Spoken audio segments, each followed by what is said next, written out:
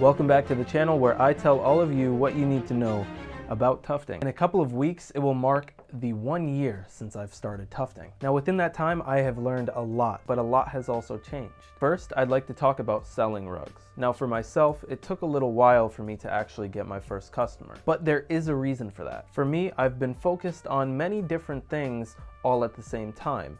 Not specifically just selling rugs, but also showing everyone how to make them, how to price them, how to have more ideas, and even just answering your questions. Not only that, but I've also been creating my own personal digital portfolio. From t-shirt designs to sticker designs and many more. By the way, all of that's on my website if you want to check it out. But honestly, it's very hard to grow a specific audience when you're not focusing on one thing. So for all of you that want to start tufting and wondering if it's still a good niche to go into, I would still recommend it. It's still something that you can definitely do, and there's a lot of people that still want rugs. It's just up to you to find that specific audience. Number 2 is going to be tufting frames and tufting tools. If you're manually making a tufting frame, then make sure that you don't allow it to squeak or bend in any sort of way. Make sure you use strong wood for that. Thicker wood is obviously better, but it's also going to be heavier. If your frame is moving around, that means that it might end up ripping the fabric because the gun isn't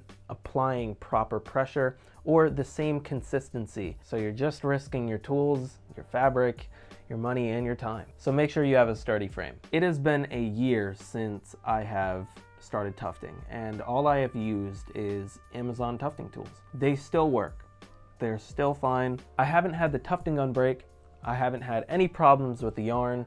I don't have any problems with the lint remover, no problems with the vacuum. The anti-slip backing works just fine. The shears haven't given me any problem, though the only difference is that I am using a manually built frame. The next supply that I wanted to talk about is glue. Believe me, this is very important. Not too long ago on Instagram, I put up a poll and it was, do you tuft in your house or do you tuft in your apartment? Now I had more people tufting in the apartment than they were in a house. But this applies to both of you, but more one side than the other. When you are using tufting glue, whether it is Roberts 3000 or the spray adhesive glue, or maybe even the hot glue, safety is #1 priority, just like Russian hacker back in the day.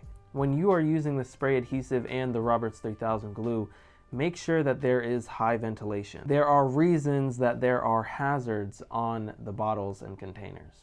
Please make sure that you have ventilation in your house, and especially an apartment, because I know a lot of you on Instagram are tufting in apartments. I know it can be small, I know it can be a confined space, so please open up a window or anything.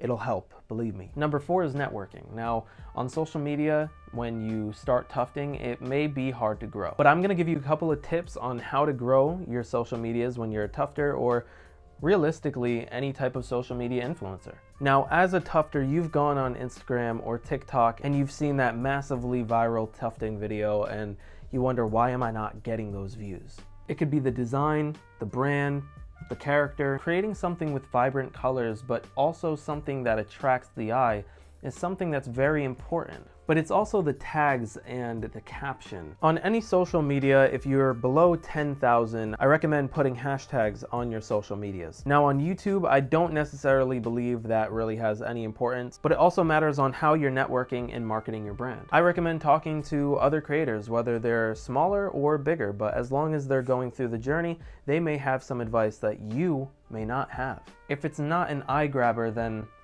well, you might not get as many views. I really recommend watching my How to Make Unlimited Rug Tufting Designs video. That will show you many different ways on how to come up with more designs. If you guys enjoyed this video, please click that like button and subscribe for more. I will see you guys next time. Peace.